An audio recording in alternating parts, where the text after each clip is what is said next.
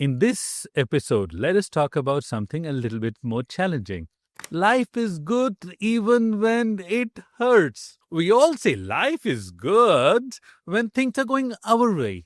But what about when things are not going our way? What about when you're in the thick of grief, heartbreak, confusion, or even illness? Can life still be good even then? It's easy to think life is good only when it's easy. But real goodness is deeper than ease. It's not the absence of pain, it's the presence of something sacred within it. A feeling of connection, a feeling of stillness, or even well being.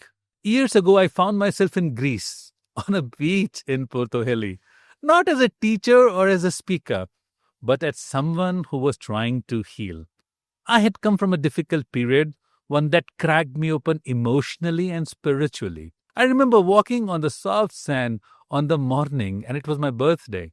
Clouds were rolling over the olive trees on the island before me. I think it was Hydra. When the silent whispers of the wind and something deep inside me just broke, I sat down and cried. Cried not because I felt overwhelmed by suffering, but because somehow in the middle of it, I had felt held and safe. The pain had not gone, but for the first time, it wasn't only pain. I had softened it into something more expansive.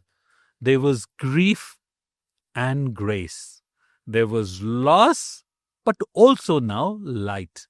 It wasn't about being over the suffering that took years. It was about being present with it without resistance. And that moment became a turning point in my life. And in that moment of coexistence, I learned life is good, even here. Science has a name for this transformation. It's called post-traumatic growth. While trauma can fracture us to pieces, it can also deepen us in understanding. It can expand our empathy, refine our values to truly what matters for us, strengthen our inner resilience. There's research by psychologists like Richard Tetschi and Lawrence Colhon that shows that people who have endured profound adversity often report they have more meaning, greater clarity, and deeper connection than before. Same has also been reported by people who have survived a near-death experience. So pain doesn't always destroy.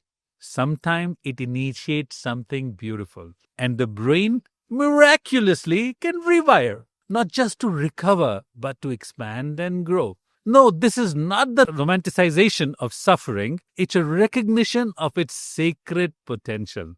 The Vedas actually have a beautiful word for it called tapas, the sacred fire.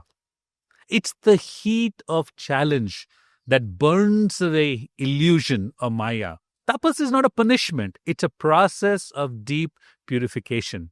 The fire that doesn't just hurt, it hollows us so something deeper can take root and grow. It's the inner fire that tempers the soul with resilience. And like all sacred fires, it is not gentle, but it is holy. It is sacred, it's liberating and illuminating. Pain becomes a forge, not a failure. Like Leonard Cohen once wrote, there is a crack in everything. That is how the light gets in. Even the Buddha never promised a life without suffering. But he taught that freedom is found in how we meet the suffering, bringing forth an inner gratitude for this experience. So what is this gratitude then? Let's be clear. It's not about bypassing the pain with some sort of positivity, a power of positive thinking. It's not about pretending that everything is fine. Gratitude does not mean you deny your wounds. It means keeping your heart open while you heal. It means letting beauty and sorrow share the same breath. It means saying, even in this, there is life. And that's the kind of maturity that no ease and comfort can give you. In modern speak, I would say not denial and not toxic positivity, but real gratitude. The strength to keep heart open in the storm. To say, I don't have to like this, but I can lean into it and see what it has to offer. I can still see the beauty even through the tears. Growth doesn't wait until the pain is gone. It blooms sometimes through a natural ache, just like a lotus rising from the mud, not from the clean.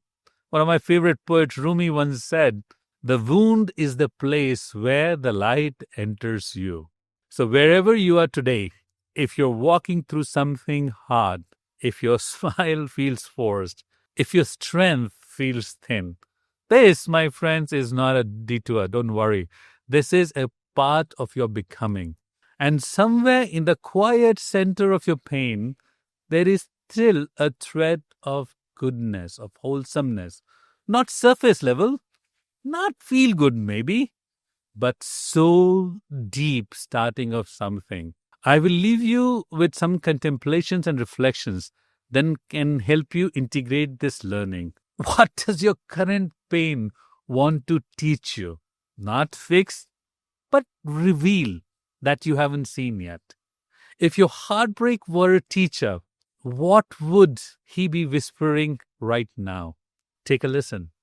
Finally, let me say, there is a wisdom that only pain can deliver, and a softness that only grief can carve into your soul. And somewhere, quietly beneath it all, there is still something whispering to you. Life is good, even when it hurts, and gratitude is the way.